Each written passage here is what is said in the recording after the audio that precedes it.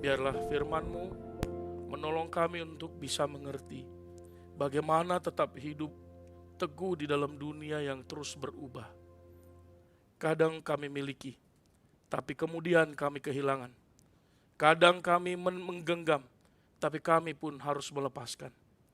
Biarlah firman-Mu yang kami baca dan kami renungkan menolong kami untuk bisa dapat tetap setia di dalam kebenaran-Mu, dalam iman yang teguh, dan dalam segala keberadaan kami. Mohon Tuhan memimpin setiap kami, hamba-Mu yang terbatas ini, dan tolonglah supaya boleh dapat memberitakan firman Tuhan dalam anugerah Tuhan semata. Kami menyerahkan semua waktu ini ke dalam tangan-Mu. Berbicaralah kepada kami masing-masing. Dan kami mohon pertolongan Tuhan, memampukan kami, jauhkan dari segala gangguan kuasa kegelapan, kuasa roh jahat yang berusaha merebut firman daripada hati kami. Dan biarlah Tuhan dimuliakan. Dalam nama Tuhan Yesus kami berdoa. Amin. Silakan duduk. Shalom. Shalom. Selamat hari Minggu untuk kita semua. Apa kabar? Puji Tuhan. Kiranya kita semua dalam anugerah Tuhan dengan cuaca yang sangat indah hari ini. Dan hari ini mari kita melanjutkan perenungan kita yang sudah kita mulai 2 minggu yang lalu dari Ayub pasal yang pertama, ayat yang pertama sampai ke-5, kita sekarang tiba di ayat yang ke-6 sampai dengan ayat yang ke-22. Mari kita terlebih dahulu membaca bagian firman Tuhan. Boleh tampilkan PPT-nya? Mari kita membaca ayat yang ke-6 sampai dengan ayat yang ke-22 bersama-sama berganti-gantian. Kali ini kita membaca dengan 3 kelompok ya. Kelompok sebelah kiri, yang paling kiri, ayat yang pertama, ayat yang kedua, dan ayat yang ketiga. Kita berganti-gantian. Pertama, kedua, ketiga. Kalau sudah dapat, mari kita mulai ayat yang pertama setelah saya bacakan judul perikopnya. Kesalehan Ayub dicoba.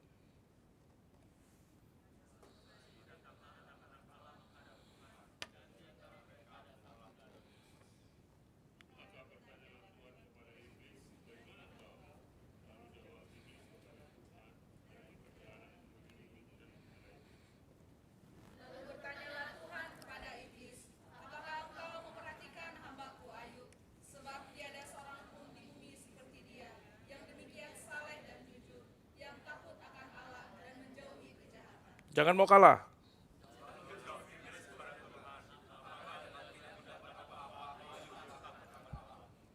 Yang kencang.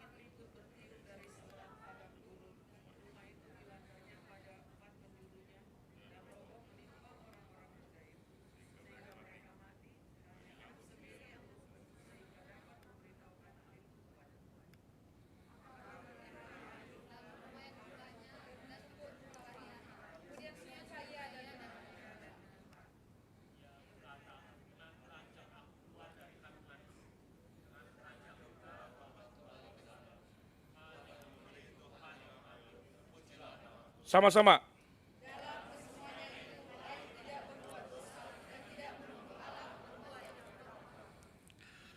Terima kasih.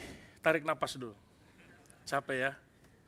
Saudara yang terkasih, masih ingat terakhir kali kita merenungkan bagian ini, ayat yang pertama sampai dengan ayat yang kelima, kita diperkenalkan dengan Ayub, seorang yang saleh, karakternya teruji, hidupnya dalam keluarga betul-betul berfungsi sebagai ayah, dia punya sifat-sifat korektif yang betul-betul dia kerjakan, sehingga dia betul-betul memiliki spiritualitas yang beres. Dan dia membangun itu dari hal yang paling sepele, saudara, tiap-tiap hari. Saudara, dia bukan hanya kaya, tetapi dia orang yang betul-betul menyadari pentingnya spiritualitas di hadapan Tuhan. Kali ini kita akan melihat bagian kedua dari kitab Ayub di pasal yang pertama ini. Saudara, kisah bergeser dari keluarga Ayub yang begitu bahagia, penuh dengan sukacita, keluarga yang begitu harmonis, beralih ke satu tempat yang sangat misterius, saudara. Tempat yang disebut oleh ayat yang ke-6, hadapan Allah. Di hadapan Allah, di satu tempat, dan itu terjadi hanya dalam satu hari. Dalam satu hari hidupnya berubah. Usaha hancur, harta, benda, ternak, properti, para budak, pembantu, habis, pelayan, mati, keluarga, 10 anak. Tidak ada lagi. Semua meninggal. Saudara, terlepas dari apa yang terjadi, ada dua hal yang mengganggu pikiran kita, saudara. Yang pertama, mengapa hal itu terjadi dan kenapa Tuhan yang mengetahuinya membiarkan itu terjadi, saudara. Saudara, yang kedua, kok bisa orang yang bernama Ayub itu bisa teguh? Ini dua hal yang mengganggu kita, saudara. Sehingga pertanyaannya menjadi penting untuk kita renungkan adalah bagaimana bisa seseorang tetap berdiri dengan teguh ketika hidupnya runtuh total. Tidak ada lagi sisanya. Bagaimana kemudian kalau kita menemukan jawabannya, lalu kemudian bagaimana kemudian kita semua bisa mengaplikasikan di dalam dunia yang terus berubah ini, bagaimana saya juga bisa berdiri seperti Ayub, sehingga kita tidak runtuh imannya, keyakinannya seperti keruntuhan hidup kita, kehilangan segala-galanya. Saudara, maka hari ini ada 3 hal penting yang perlu kita dalami, saudara. Mari kita mulai perjalanan kita untuk menggali Alkitab ini dan merenungkannya dan membawanya ke dalam kehidupan kita. Hal penting yang pertama, mari kita coba selidiki bersama-sama apa itu kedaulatan Allah di dalam bagian ini. Saudara, perhatikan pergeseran kisah ini. Dari kehidupan Ayub yang biasa-biasa saja, kemudian pindah pada satu lokasi yang tidak dijelaskan secara rinci di mana. Kalau ditanya, ini di mana Pak? Ada yang bilang, saya membaca beberapa tafsiran, mereka mengatakan di sorga katanya. Kalau ditanya di mana Pak? Saya tidak tahu di mana. Tapi pasti di satu tempat, saudara. Dan saya yakin ini pasti bukan di sorga.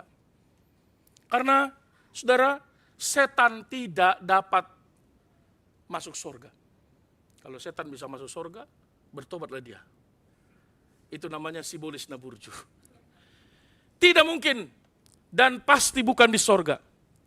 Tidak ada dosa, tidak ada kejahatan, tidak ada kuasa gelap berdiri dan bertahan di ambang pintu sorga bahkan sekalipun. Tapi pertanyaannya yang paling penting adalah, ngapain ada setan di situ? Di tempat di mana Tuhan dan anak-anak Allah, quote and quote, adalah para malaikatnya, sedang gathering. Sedang berkumpul, saudara. Ngapain? Setan hadir di tengah-tengah malaikat. Dalam bahasa Ibrani disebut anak-anak Allah untuk menghadap Tuhan, saudara. Coba perhatikan ayat ini. Datanglah anak-anak Allah menghadap Tuhan. Tiba-tiba di antaranya datang juga iblis. Saudara, waktu kita membaca ini, kita harus bersyukur lebih banyak daripada kaget. Kenapa saya katakan demikian, saudara? Ayat yang ke-7 mengatakan, Tuhan bertanya kepada iblis. Tuhan meminta pertanggungjawabannya. Mengapa? Ini membuktikan bahwa iblis tidak punya otoritas apapun atas segala sesuatu. Dia tidak punya, dan bahkan bukan dia, dan tidak mungkin dia, kuasa tertinggi di dalam dunia. Dia tidak bisa sesuka hatinya melakukan apapun walaupun dia punya kemampuan di dunia ini. Allah tetap berdaulat. Dan itu dibuka di ayat yang ke-6, ayat yang ke-7. Seperti Tuhan membuka ayat yang pertama tentang kerohanian Ayub, dia membuka kedaulatan Tuhan itu ada di ayat yang ke-6, ada di ayat yang ke-7.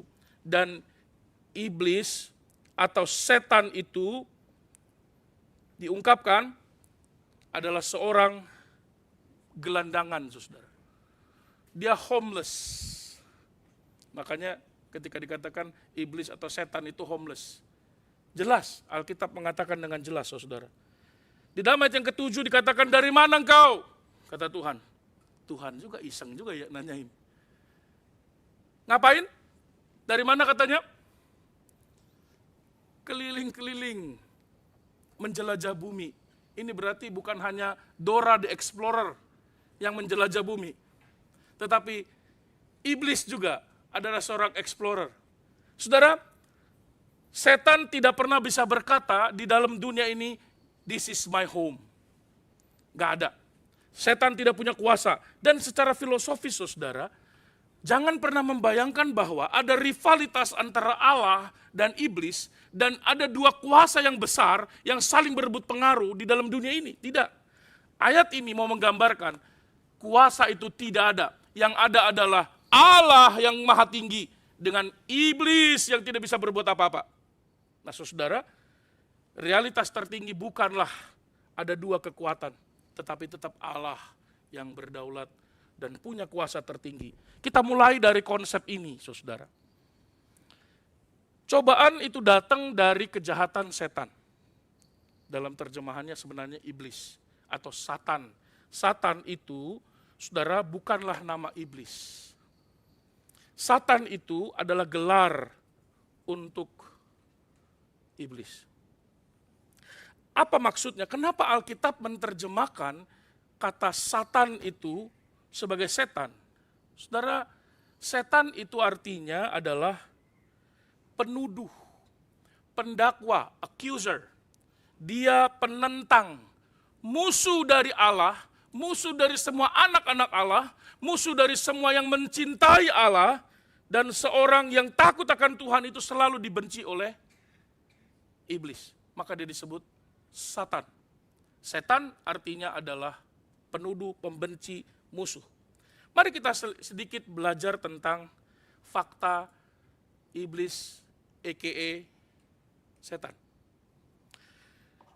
Yang pertama, saudara, di ayat yang ke-7 kita belajar, Alkitab mengatakan bahwa hanya ada satu iblis, tapi banyak setan.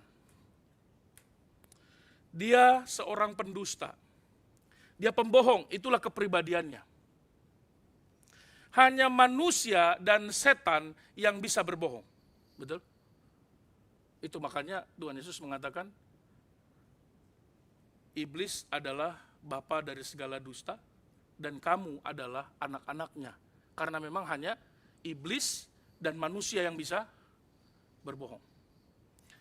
Saudara, semua kebohongan adalah perbuatan setan. Demikian juga, adanya kebohongan membuktikan setan itu ada. Maka tidak heran kadang-kadang orang tua selalu marah-marah dengan anaknya, dia bilang, dasar lu anak setan, katanya. Waduh, berarti maknya tuh simbolis tuh, iblis tuh. Hati-hati. Wilayah kekuasaannya di mana? Saudara, wilayah kekuasaannya adalah sekeliling bumi. Dan kerjanya memang dia tidak punya rumah. Kondisinya adalah, saudara bisa bayangkan gak sih kalau kita pindah terus, dari tiap-tiap hari pindah terus. Ini bukan traveling saudara. Ini sudah ribuan tahun, ratusan ribu tahun dia ada di berkeliling terus, gak punya rumah, gak bisa menetap. Sampai dia bisa menangkap satu jiwa dan tinggal di dalamnya, dia taruh utusannya ada di sana. Makanya ada orang yang dirasuk kuasa kegelapan, bukan? Saudara, dia adalah homeless.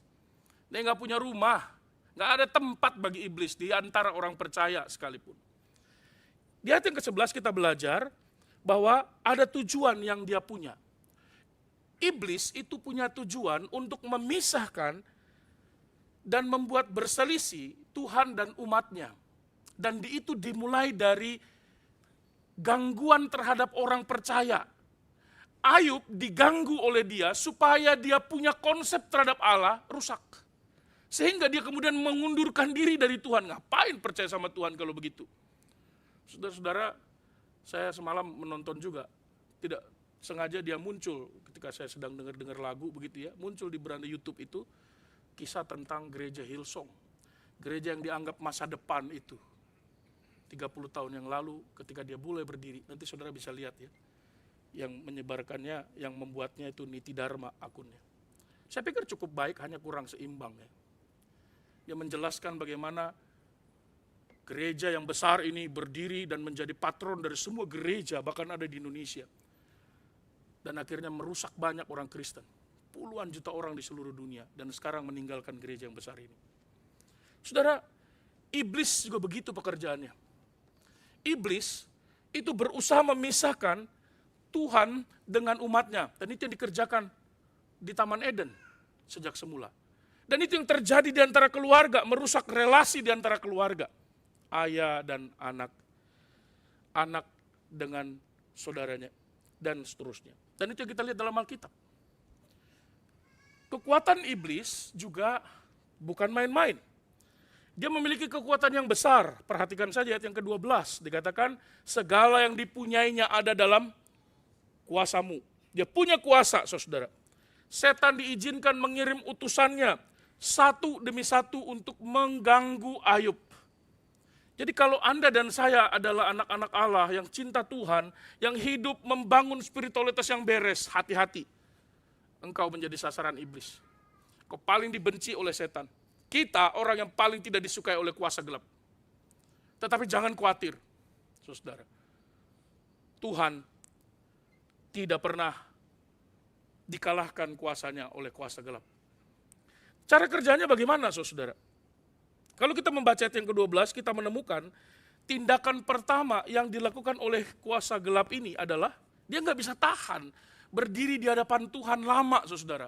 Ayat yang ke-12 mengatakan, begitu dia selesai menyampaikan apa yang dia mau dan Tuhan katakan, ya udah pergi. Dia langsung pergi dari hadapan Tuhan. Saudara, dan dia menunggu waktu yang tepat, saudara. Kalau kita membaca nanti ayat yang ke-13 sampai dengan ayat yang ke-19, kita menemukan waktu yang tepat adalah ketika Ayub, anak-anaknya, seluruh penjaganya, seluruh pelayannya tidak sedang berada dalam situasi yang siap. Mereka hidup secara rutinitas, dan ini biasa saja. Saudara, menarik sekali, untuk menyerang Ayub, iblis harus terlebih dahulu menghancurkan pagar yang terluar yang ada di sekitar Ayub.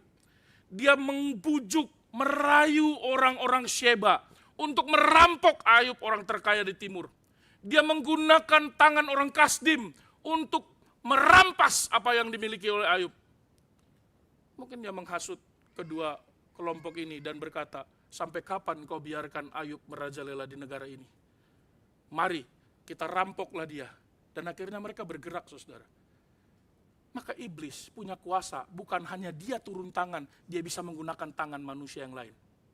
Maka kalau Anda dan saya disakiti oleh orang lain, jangan terlalu bingung dan jangan terlalu pusing. Seringkali, kalau hidup kita beres di hadapan Tuhan, iblis tidak mampu menghadapi kita, dia menggunakan tangan orang lain. Tangan manusia yang lain. Tangan orang jahat untuk bisa mengganggu dan merusak kehidupan kita. Saudara, bahkan kalau kita membaca dalam ayat yang ke-13, ayat yang ke-16, Saudara, dikatakan iblis bahkan berusaha, kelihatannya seperti Allah. Dia menggunakan cara-cara yang tidak mungkin seperti dilakukan oleh tangan manusia. Dia menggunakan tangan yang kedua, seolah-olah ini datang dari Allah. Saudara, kalau bicara api menyambar dari langit, ingat kisah siapa dalam perjanjian lama? Ada seorang nabi yang membuat mesbah, membakar mesbah di situ dan berkata, Tuhan, tunjukkanlah kuasamu di antara nabi-nabi palsu ini. Ceder, api datang dan melahap semua air yang ada di sekelilingnya dan seluruh korban itu. Saudara, itu datang dari siapa? Dari Tuhan. Dan iblis menggunakan cara dari Tuhan, seolah-olah supaya memisahkan Ayub dari Tuhannya. Lihat, Tuhanmu menghukummu. Saudara-saudara, ini tujuannya cuma satu, membuat Ayub percaya bahwa dia sedang berada di bawah penghukuman Allah. Membuat Ayub percaya bahwa strategi ini bisa membuat Ayub mundur dan menjauhkan diri dari Tuhan. Tinggalkan semua kesalehannya. Karena untuk apa ikut Tuhan kalau seluruhnya bangkrut, habis. Dan saudara, Tuhan melihat dan membiarkan itu. Kok iblis jahat sekali, Pak? Enggak, iblis enggak sejahat itu. Coba perhatikan, ada 5 orang yang dia biarkan hidup. 4 pelayannya dia biarkan hidup. Dan 1 istrinya, Ayub, dia biarkan hidup di antara keluarga. Nanti kita akan jelaskan lebih lanjut. Saudara, Paulus mengingatkan kita bahwa memang kita sedang berperang bukan sama manusia yang kelihatan. Kita lebih senang berantem dengan teman kita daripada melawan kuasa gelap. Ya apa kan gak ada kuasa gelap gak kelihatan. Banyak kali roh jahat, penguasa-penguasa di udara menggunakan daging dan darah untuk membuat kita kehilangan iman, hancur kepercayaan. Hati-hati, jangan berikan tempat bagi iblis. Kalau begitu apa aplikasinya, saudara? Di ayat yang ke-16, di situ dikatakan dengan jelas bahwa iblis bisa menemukan. Di ayat yang ke-6 disebut iblis bisa menemukan tempat di antara anak-anak Allah yang menghadap dengan Tuhan. Betul?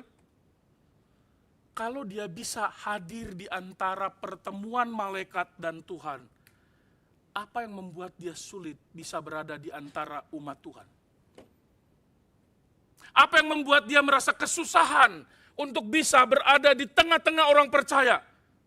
Bertujuan untuk memecah relasi kita dengan Tuhan. Dia bisa menggunakan gadget kita, dia bisa menggunakan teman kita, dia bisa menggunakan kelelahan kita, dia bisa menggunakan banyak cara untuk berada di sekitar kita. Di gereja, di antara pelayan, di antara hamba Tuhan, di antara para majelis, di antara seluruh jemaat. Saudara, jangan lupa bahwa inti dari perenungan ini bukan bicara semata-mata hanya penderitaan Ayub. Kalau hanya fokus pada penderitaan Ayub, kita salah mengerti. Karena konsep firman Tuhan, ketika dia ditulis, ketika dia dijelaskan, memang menceritakan tentang Ayub dan kehidupannya. Tapi ini bicara tentang perwujudan karakter Allah, kemuliaan Tuhan, kedaulatannya. Karena kitab ini bicara pertama-tama tentang Allah. Tentang Kristus yang digambarkan perjanjian lama. Yang harus menderita dengan gambaran Ayub itu, saudara. Nah, saudara, perhatikan bagaimana Allah berkata dengan tegas di ayat yang ke-8. Mari kita baca sama-sama. 1, 2, 3.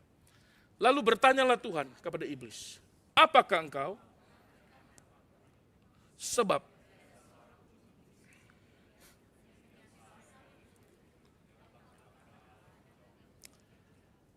saudara, kalau perhatikan ayat yang ke-8 ini, kita bersyukur lagi, saudara. Sekalipun Tuhan membiarkan Ayub itu diganggu oleh kuasa gelap, oleh si jahat iblis, kita bersyukur karena kita menemukan ayat yang ke-8 ini. Dia berkata, apakah engkau memperhatikan Ayub seperti aku memperhatikan Ayub?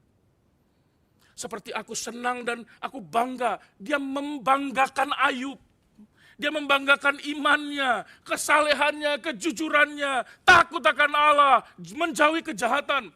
Saudara, kalau kita berkata, aduh capek deh hidup saleh, toh Tuhan juga nggak perhatikan. Ayat ini memberi kita penghiburan. Mungkin manusia nggak ada yang memperhatikan kita, tapi Tuhan di dalam tempat kudusnya memperhatikan sekalipun yang tersembunyi. Tuhan memperhatikan kejujuran setiap tingkah laku kita. Ketakutan kita akan Tuhan membuat kita hidup benar. Dan ayat yang ke-12 berkata dengan jelas,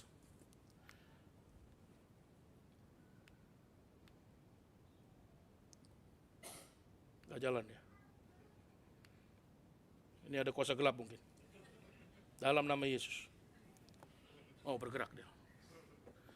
Ayat 12 berkata, segala sesuatu miliknya ada dalam kuasamu. Tetapi dia katakan, hanya jangan engkau menyakitinya. Saudara, Paulus sebenarnya sudah mengingatkan ini juga dalam perjanjian baru dalam Roma pasal 8 ayat 38 sampai 39. Mari kita baca sama-sama dengan bersuara ya. Ayat yang ke-38 dari Roma pasal yang ke-8.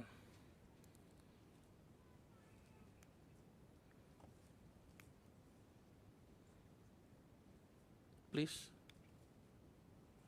Mari kita baca sama-sama. 1, 2, 3.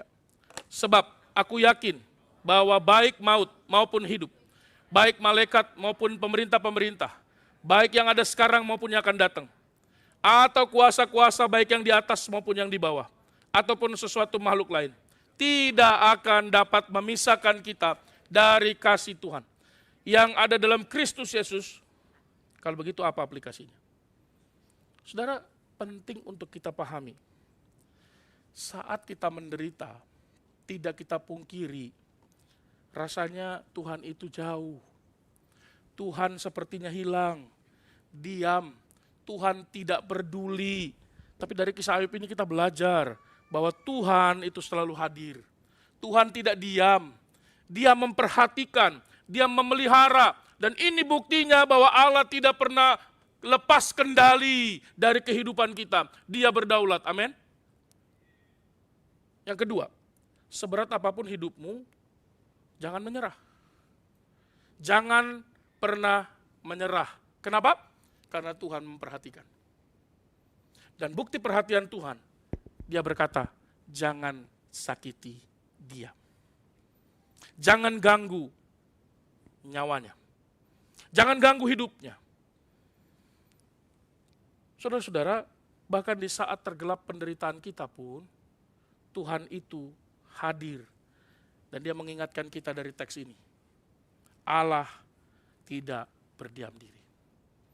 Apapun kesulitan kita hari ini, apapun penderitaan kita, mari kita ingat sama-sama. Tuhan ada tempat yang bisa kita andalkan. Saudara, ini kedaulatan Tuhan. Yang kedua, mari kita pahami coba penderitaannya. Kenapa penderitaan nomor 2, Pak, enggak nomor 1? Untuk bisa memahami penderitaan, kita perlu memahami Allah yang berdaulat. Saudara, yang kedua, kita lihat dari ayat yang ke-8, sangat jelas dikatakan bahwa Tuhan mengasihi Ayub, Tuhan memperhatikan Ayub, Dia bermegah atas iman Ayub, dan tidak ada, dia katakan, seorang pun di bumi seperti dia. Berarti Dia meneliti semua orang, bukan? Berarti Dia memperhatikan setiap pribadi, bukan? Dia membandingkan bahkan semua orang saleh. Dan kemungkinan bukan hanya dia orang saleh, tetapi tidak ada orang saleh seperti dia di antara semua orang saleh pada saat itu. Hidupnya berbeda sekali dengan dunia ini, bahkan dengan orang-orang yang percaya sekalipun, saudara. Dan menariknya, Tuhan bermegah di dalam iman dan karakter serta kerohaniannya. Tapi yang menjadi paradoks, saudara, dan sangat mengganggu bagi saya, dan saya nggak tahu ini mengganggu Anda dan kita semua atau tidak. Kalau memang Tuhan itu berkenan hatinya dengan kehidupan Ayub, Tuhan senang dengan Ayub, Tuhan sangat memuliakan Ayub, kenapa hidupnya justru dihancurkan oleh penderitaan dan kehilangan segala-galanya? Dan Tuhan tahu, Tuhan biarin hidupnya hancur. Kenapa? Ini mengganggu, bukan? Kalau memang Tuhan membanggakan, apakah ini cuma manis di bibir saja? Saudara-saudara, mengapa orang yang paling setia kepada Tuhan justru harus mengalami ujian yang paling besar, paling berat? Mengapa kalau Tuhan mengasihi Ayub, mengapa dia biarkan Ayub kehilangan semuanya? Kenapa orang yang mencintai Tuhan harus mengalami sedemikian rupa penderitaan? Bukankah seharusnya orang yang paling Tuhan puji dan Tuhan sayang, ini orang yang paling Tuhan lindungi dan Tuhan jauhkan dari segala ujian? Saudara terganggu dengan pertanyaan ini? Pertanyaan itu muncul karena ketergangguan kita, bukan? Kita gak bisa ngerti kenapa Tuhan, kalau engkau cinta sama saya, kenapa engkau biarkan semua kesulitan ini? Kenapa engkau biarkan aku menderita tiap hari sampai hari ini? Kenapa? Belum habis satu, datang lagi. Oh gini sih? Ini paradoks, saudara. Paradoks artinya adalah dua hal yang bertentangan terjadi secara bersamaan dan kedua-duanya benar-benar sebuah kebenaran dan suatu kenyataan. Saudara, kita menemukan jawabannya dari bagian ini. Kesulitan, kebangkrutan, kehilangan semua orang yang terkasih dalam hidup kita, kehilangan teman, kehilangan anak-anak, bagi Ayub bukan bukti Tuhan membencinya, meninggalkannya, bukan bukti Tuhan menghukumnya, tapi justru bukti bahwa Tuhan percaya kepada Ayub. Bukti bahwa imannya di mata Tuhan tidak akan runtuh, maka dia harus diuji. Dan ujian itu menjadi sebuah kesaksian di seluruh alam semesta ini. Tuhan mengambil keputusan dalam sepersekian detik. Di dalam perkumpulan itu, dia berkata, mari kita jadikan Ayub sebagai contoh iman yang bisa nyata bagi semua orang sampai hari ini. Jadi, Ayub itu berkenan kepada Tuhan. Ayub disukai oleh Tuhan, betul. Itu tanda Tuhan percaya sekali kepada Ayub. Saudara, izinkan saya bertanya, apakah saudara mau dicintai oleh Tuhan? Amin. Siapa yang mau dikasihi oleh Tuhan? Jangan ragu-ragu, angkat tangan tinggi-tinggi. Siapa mau dipercayai oleh Tuhan seperti Ayub? Mulai setengah tangannya. Kalau Anda mau dipercayai oleh Tuhan, siapkah Anda mengalami apa yang Ayub alami? Amin. Jangan gitulah, Pak. Saya mau sih dipercaya Tuhan, tapi belum siap, Pak, mengalami kesulitan. Oh, nggak bisa. Ini bukti bahwa Tuhan mempercayai dia, maka sebagai bukti kita bisa dipercaya, kita perlu diuji. Untuk lebih jelas, mari kita coba pelan-pelan kita breakdown ya. Untuk lebih jelas, perhatikan dengan sederhana dan cepat saja. Apa sebenarnya sifat penderitaan yang dialami oleh Ayub yang digunakan oleh iblis? Yang pertama, saudara, ada tuduhan spiritual, saudara. Tuduhan spiritual itu, perhatikan ayat yang ke-9 sampai dengan ayat yang ke-11. Saudara, dikatakan dalam terjemahan bahasa Indonesia sehari-hari menerjemahkan begini, saudara. Tapi si penggoda menjawab, ada tuduhannya begini, tentu saja Ayub menyembah engkau sebab ia menerima imbalan. Itu tuduhannya, serius itu, saudara. Dan itu tuduhan kepada Ayub juga kepada Tuhan. Dia, keluarganya, dan segala kekayaannya kau lindungi. Pekerjaannya kau berkati. Kau beri dia ternak banyak. Bahkan dia orang terkaya di daerah timur. Dan tuduhan yang berikutnya. Tetapi, kata iblis, seandainya yang kau lindungi dan kau berkati itu kau ambil semua. Pasti, perhatikan kalimatnya. Pasti, ini iblis selalu menggunakan diksi ini. Kepada Hawa di Eden juga dikatakan, pasti kamu tidak mati. Dia gunakan, pasti dia akan langsung mengutuki engkau. Oke, kata Tuhan, saya percaya kepada hamba-Ku Ayub. Karena dia percaya, maka Ayub menderita. Siap dipercaya Tuhan? Kok senyap? Begawat kita ini. Kalau enggak kita tutup aja khotbah ini, kita minta Tuhan segera datang gitu. Siap dipercaya Tuhan? Siap menghadapi apa yang Ayub alami? Serius loh. Tuhan dengar ini. Siap dipercaya Tuhan? Makin kencang sini. Tadi di sini sedikit. Siap dipercaya Tuhan? Paksa sih Bapak. Saudara, ada tuduhan spiritual saudara. Dan ayat yang ke-12 mengatakan dengan jelas saudara, muncullah perkataan Tuhan dengan begitu tegas dalam terjemahan bahasa Indonesia sehari-hari menerjemahkan, oke, lakukan apa saja dengan seluruh kekayaan Ayub. Ingat, kekayaan Ayub. Seperti yang kau bilang, ambil. Ambil kendalinya. Kuasai sepenuhnya. Dengan cara apapun kau boleh lakukan. Saudara, dan itu yang dikerjakan seperti yang kita baca tadi dalam ayat-ayat selanjutnya, dalam ayat 13 sampai ayat yang ke-19. Saudara. Tetapi Allah memiliki keyakinan kepada Ayub itu tidak bergeser. Tuhan percaya betul dengan Ayub.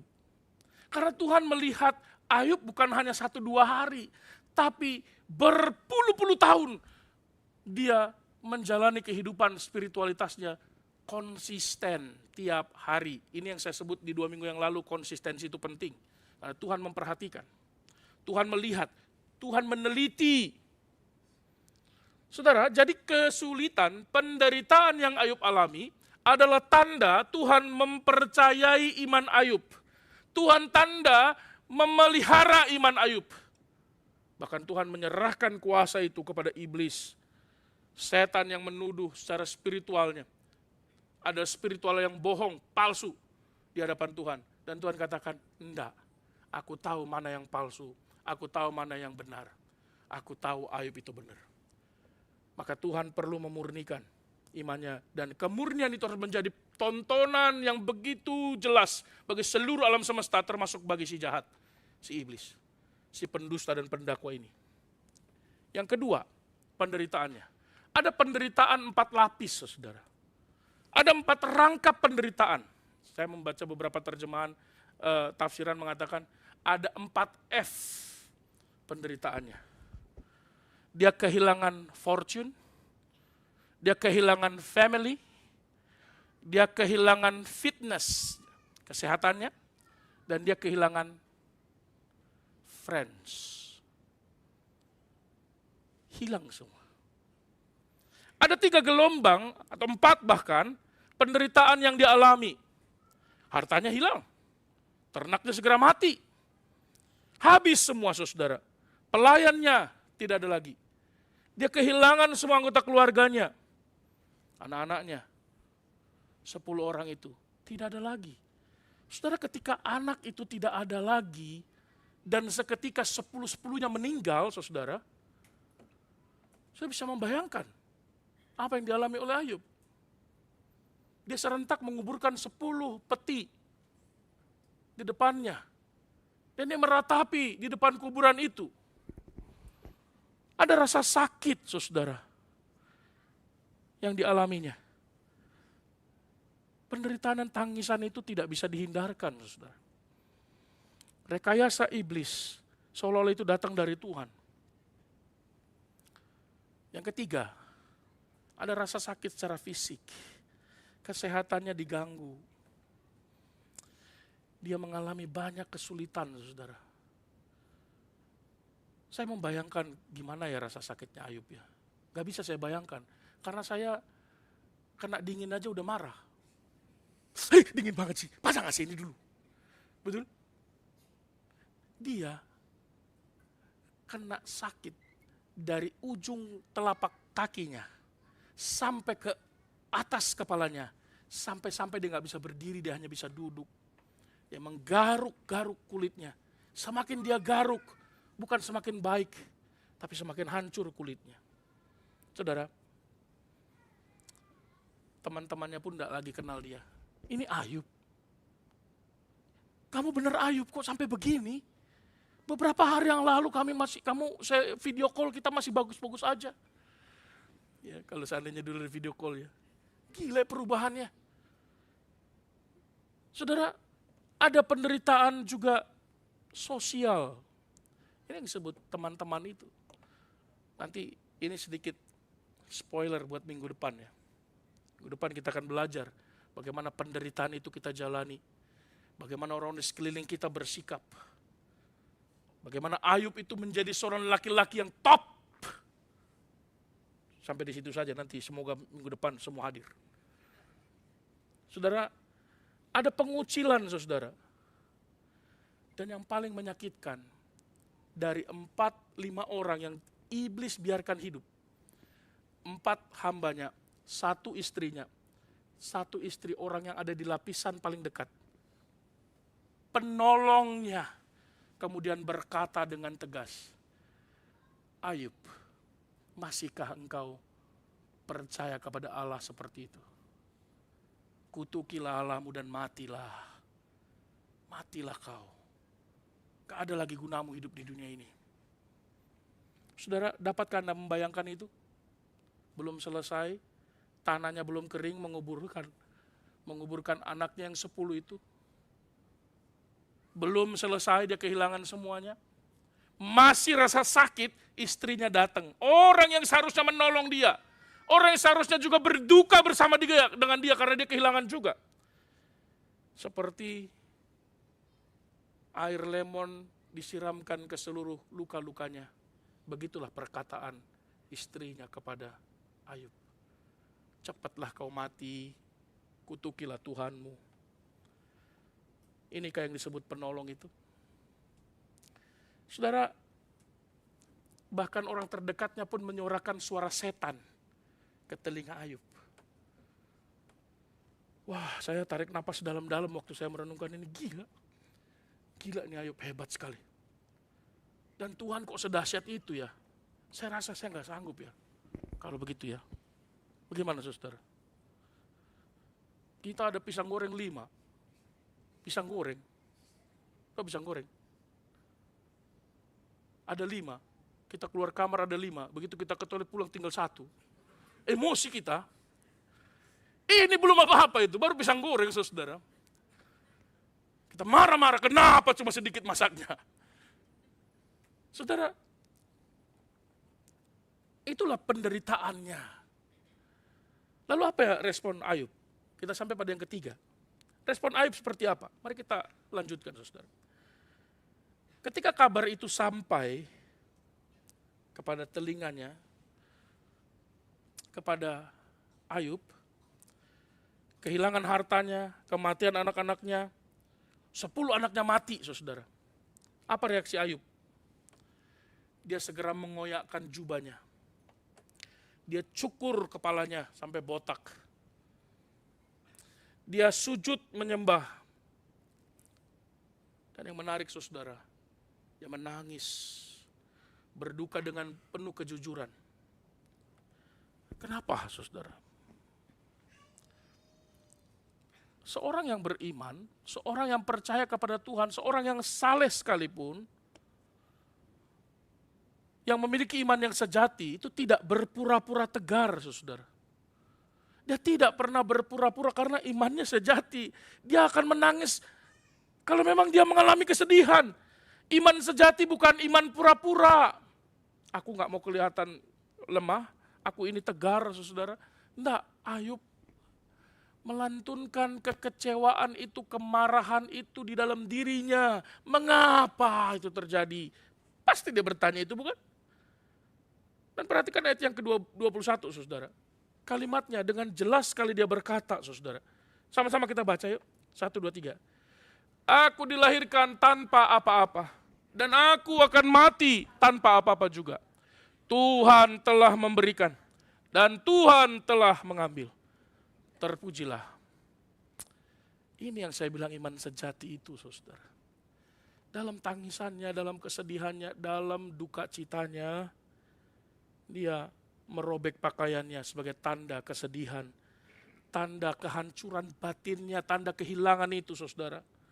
Maka ada baiknya kita merenung sejenak dalam kesedihan kita, apa yang kita kerjakan. Marah, emosi, apa yang dikerjakan oleh kita ketika kita kehilangan saudara. Kita capek-capek mengejar semua yang kita bisa raih hari ini. Kalau itu semua diambil dari kita, apa respon kita ya? Sama nggak respon kita dengan Ayub? Saudara, kesedihan itu memiliki banyak makna dan kegunaan. Dia berguna untuk hati kita dan berguna untuk hidup kita.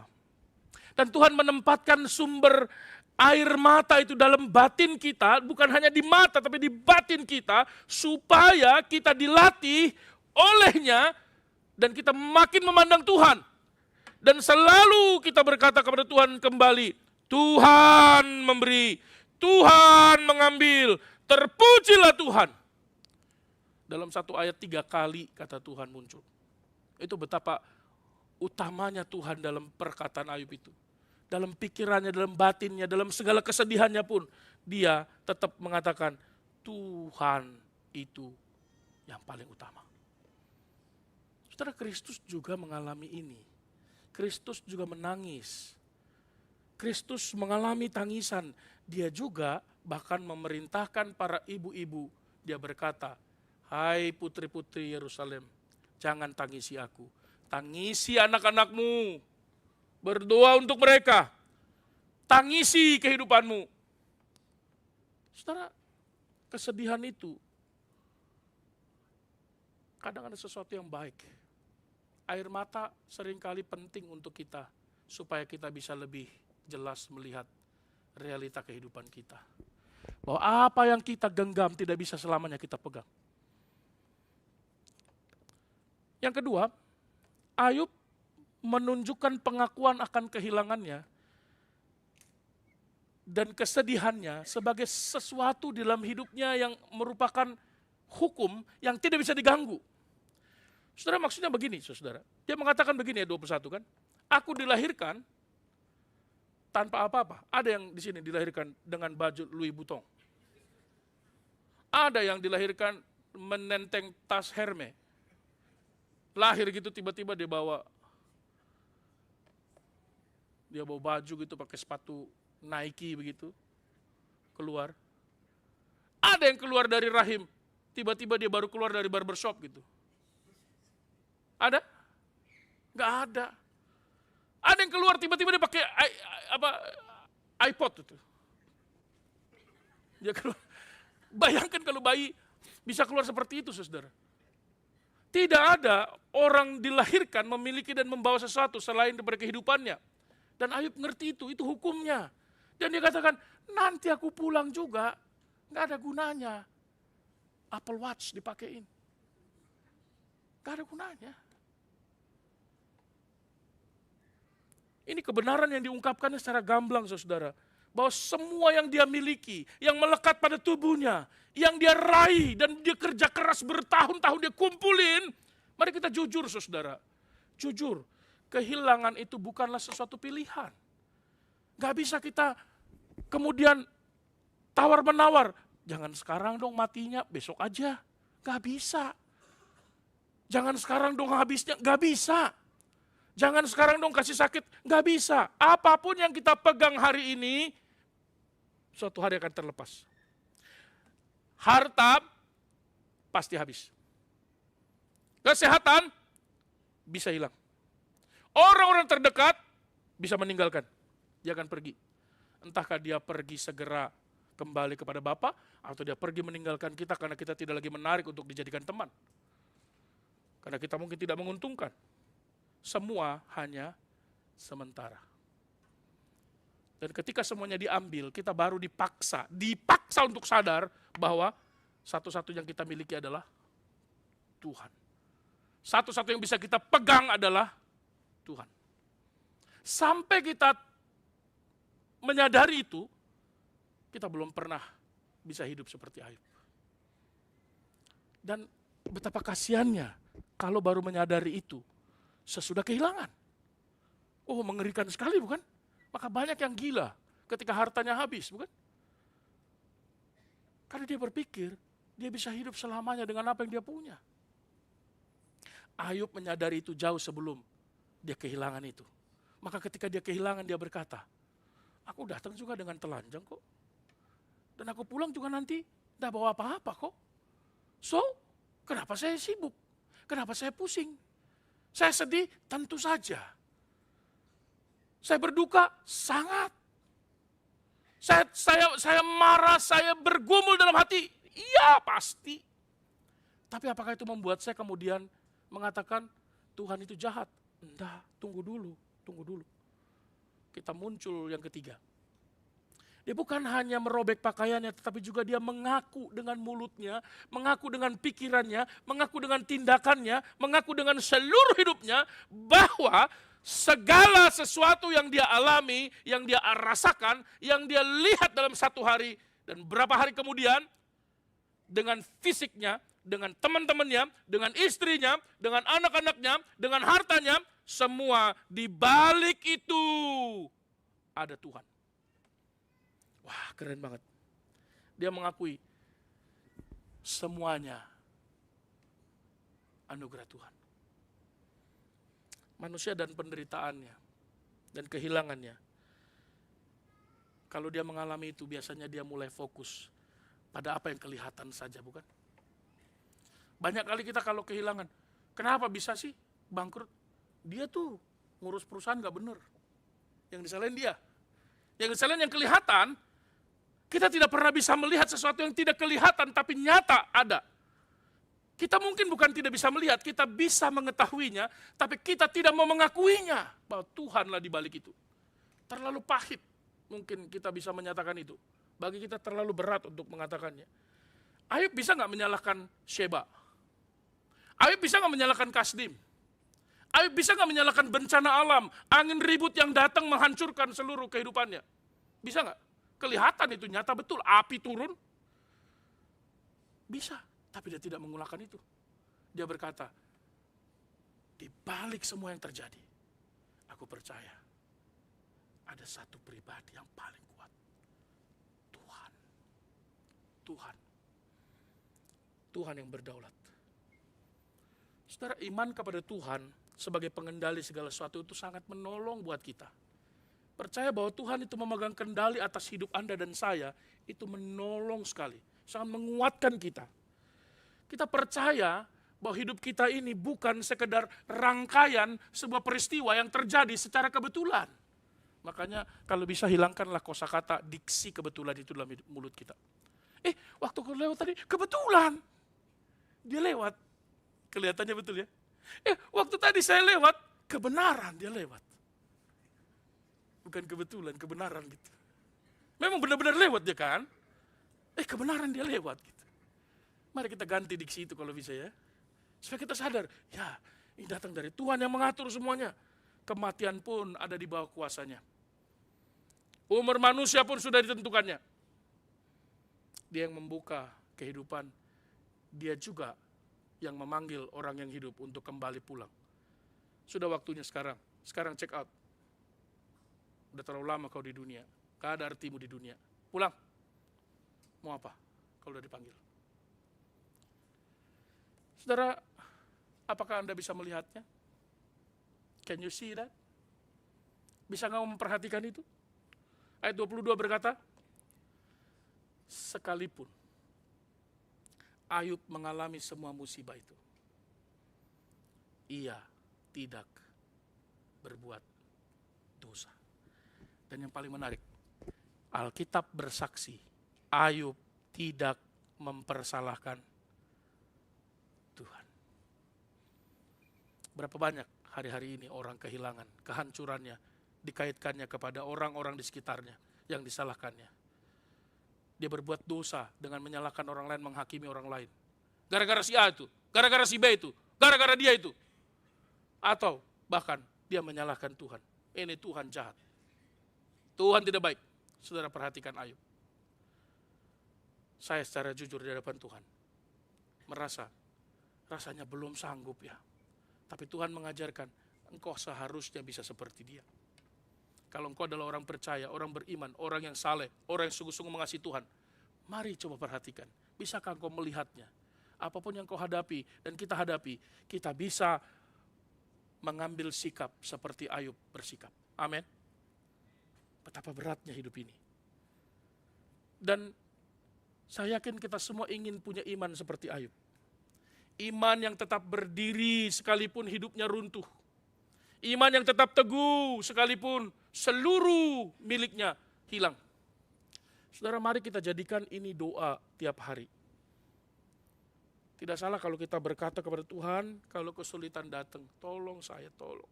Supaya saya seperti Ayub. Tolong aku supaya setia, tidak menyalahkan orang lain, tidak berbuat dosa dan tidak menyalahkan Tuhan. Amin. Apapun yang kau hadapi hari ini, air mata seberapa banyak pun yang sedang kau curahkan, penderitaan apapun yang paling berat yang kau alami, berapa banyak pun orang yang meninggalkanmu, kehilanganmu, mari memohon pada Tuhan. Tuhan, tolong saya supaya saya tidak mempersalahkan Tuhan. Tolong saya berespon seperti Ayub berespon. Kesimpulan kita apa? Saudara, dari hidup Ayub kita belajar bahwa Allah itu berdaulat. Berdaulat. Sungguh berdaulat. Dia punya kuasa yang jelas, otoritas tertinggi. Tidak ada rivalitas di sana. Kita belajar dari kehidupan Ayub bahwa penderitaan itu tidak selalu hukuman dari Tuhan, tapi juga adalah pujian. Dan pujian seringkali menyertakan penderitaan. Maka hati-hati, hiduplah benar di hadapan Tuhan dan bersiaplah menghadapi banyak kesulitan. Dan kesulitan itu bukan hukuman. Jangan rendahkan orang yang tengah mengalami penderitaan. Karena penderitaan itu bisa melahirkan banyak orang hebat dan besar dan teruji imannya. Saudara, iman yang sejati itu terlihat ketika kita berespon terhadap apa yang hilang dari diri kita. Iman sejati itu muncul, kelihatan ketika kita berespons terhadap apa yang kita punya, tidak ada lagi. Dunia bisa berubah dalam satu hari, saudara. Dalam beberapa menit mungkin dunia bisa berubah. Kalau terjadi perang, maka akan terjadi perang global, atau perang dari dua negara adik kuasa yang memiliki nuklir, maka kita hidup pasti sulit. Dunia berubah, harta bisa lenyap, keluarga bisa pergi, habis, kesehatan bisa hilang, teman meninggalkan kita. Tapi ada satu hal yang tidak berubah. Siapa? Tuhan tidak pernah berubah. Kita bisa bergantung pada Tuhan. Seperti Ayub yang kehilangan hartanya, kehilangan segalanya, tapi dia tidak pernah kehilangan imannya. Seperti Ayub dia menangis, tapi dia tetap menyembah Tuhan. Seperti Ayub dia terluka, tapi dia tetap percaya. Seperti Ayub dia jatuh, dia hancur, dia tersungkur, tapi justru dia makin bersujud di hadapan Tuhan. Karena itulah keteguhan iman yang sejati. Amin. Maka hari ini, ketika nanti giliran Anda dan saya mengalami apa yang Ayub alami, ketika giliran kita tiba masuk lembah penderitaan kehilangan, menangislah sekuat-kuatnya. Tapi jangan lupa, jangan pernah lari dari Tuhan. Bersedihlah sekuat-kuatnya, tapi makin dekatlah dengan Tuhan. Bergumullah dengan luar biasa, tapi jangan berhenti percaya pada Tuhan. Dan tetaplah menyembah Tuhan dalam kehidupan kita. Amin. Mari kita bangkit berdiri, kita berdoa.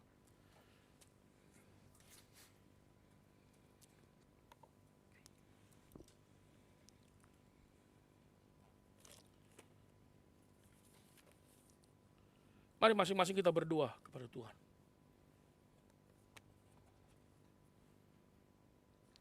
Bapa di surga, kami bersyukur buat firman.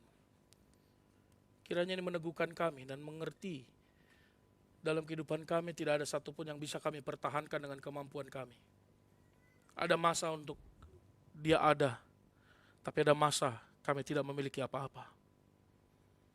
Yang sekarang kami miliki pun bukanlah milik kami. Kelak, dia akan meninggalkan kami. Satu-satunya milik kami yang harus kami pertahankan dan kami pegang teguh adalah iman dan kepercayaan kami kepada Tuhan, karena Tuhan tidak pernah berubah. Betapa berat pergumulan dalam dunia ini, betapa sulitnya hidup di dalam dunia yang berdosa dan terus berubah ini. Tapi anugerah-Mu ya Tuhan, mampukanlah supaya kami bisa berespon seperti Ayub berespons. Menunjukkan iman yang sejati di hadapan Tuhan. Tolong kami Tuhan ketika kami mengalami apa yang Ayub alami, lembah kekelaman itu, lembah penderitaan itu. Tolong supaya kami tidak menyalahkan Tuhan, tidak berbuat dosa menyalahkan apa yang kelihatan. tapi menyembah Tuhan dan menyerahkan hidup, mengaku di hadapan Tuhan bahwa Tuhanlah segala-galanya dalam hidup kami. Biarlah Tuhan dimuliakan di sana. Kami memohon pertolongan-Mu untuk seluruh jemaat-Mu, baik yang hadir hari ini, yang tidak bisa hadir, yang mengikuti melalui streaming, maupun yang mengalami kelemahan tubuh. Tuhan pulihkanlah. Ibu Ellen, Bapak Sakurai, Tuhan pimpin dan sertailah. Tuhan mampukanlah ibu-ibu yang tengah mengandung saat ini. Ibu Welsa, Ibu Katarina, Ibu Natasha, Ibu Dewi Tinambunan, Ibu Veronica Karo. Tuhan sertai seluruh jemaat yang berulang tahun. Limpahkan kasih karunia Tuhan untuk Evangelis Heri Susanto, Saudari Debbie Yolanda, Ibu Vina Prismawati Sagala, Tobi Napitupulu, Saudara Gabriel Yosafat, Ibu Francina Patricia Loae, Saudara Rama Sumantri Malau, dan Saudari Osin Gloria dan Ucok Parulian Sihombing. Mohon Tuhan berbelas kasihan dan menolong hamba-hamba-Mu ini, baik anak-anak dalam pertumbuhannya maupun yang dewasa dalam pekerjaan, kehidupan, dan masa depannya. Anugerahkanlah sukacita dan pertolongan untuk bisa dapat menjalani kehidupan di dalam kehidupan tiap-tiap hari yang Tuhan karuniakan. Sertai seluruh pekerjaan, seluruh jemaat-Mu, keluarga yang jauh daripada kami hari ini. Biarlah Tuhan memimpin mereka seperti Engkau memimpin kami. Mohon Tuhan menyertai seluruh gereja-Mu dalam seluruh pelayanan dan tanggung jawab pelayanan gereja dan kebutuhan gedung yang kami butuhkan. Mohon Tuhan menyiapkan, memberikan tempat yang terbaik. Kami berdoa untuk situasi dunia saat ini yang tidak menentu. Tuhan jauhkanlah dari peperangan. Hentikanlah peperangan yang telah terjadi. Dan Tuhan menolong negara kami Indonesia dan negara ini yang hari ini tengah melakukan pemilihan umum. Tuhan yang berdaulat menentukan siapa yang berkuasa demi kebaikan bangsa ini, demi kemuliaan Tuhan, demi jiwa-jiwa yang ada, demi Kristus Tuhan dan Juru Selamat kami. Begitu juga negara kami Indonesia, kami serahkan ke dalam tangan-Mu. Terima kasih Tuhan. Kami mau berdoa sebagaimana Kau mengajar kami berdoa. Bapa kami yang di sorga, dikuduskanlah nama-Mu. Datanglah kerajaan-Mu, jadilah kehendak-Mu di bumi seperti di sorga. Berikanlah kami pada hari ini makanan kami yang secukupnya. Dan ampunilah kami akan kesalahan kami, seperti kami juga mengampuni yang bersalah kepada kami. Dan janganlah kami ke dalam pencobaan, tapi lepaskanlah kami dari jahat. Karena Kau yang punya kerajaan dan kuasa dan kemuliaan sampai selama-lamanya. Amin.